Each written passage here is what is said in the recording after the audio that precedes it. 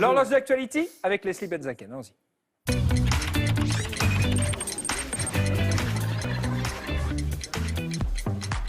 Dans l'horloge d'actualité cette nuit, à 3h30 heure française, on apprend que Brad Pitt est tiré d'affaire.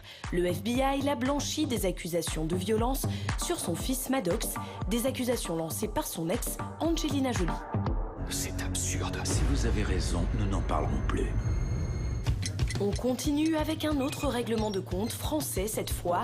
À partir de 7h45 dans les matinales, Alain Juppé et François Fillon se sont renvoyés la balle par radio interposée.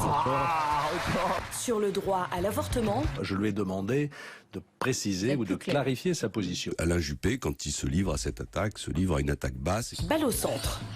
Sur la suppression des postes de fonctionnaires, Je propose de réduire cet effectif de 8%. Il persévère dans l'erreur et moi je pense qu'au contraire, il faut renforcer les effectifs.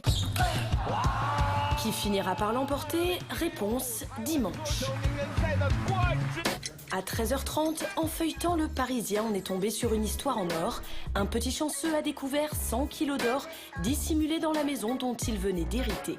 Des lingots, des pièces cachées sous le parquet et même dans les chaussures.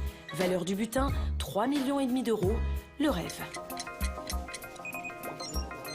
À 15h10, l'astronaute français Thomas Pesquet nous a donné de ses nouvelles en direct de l'espace et en apesanteur.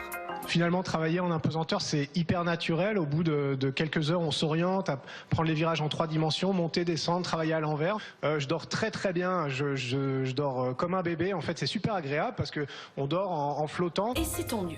Hier, son collègue russe, lui, nous a fait voir la Terre sous un autre angle. C'est beau, non ?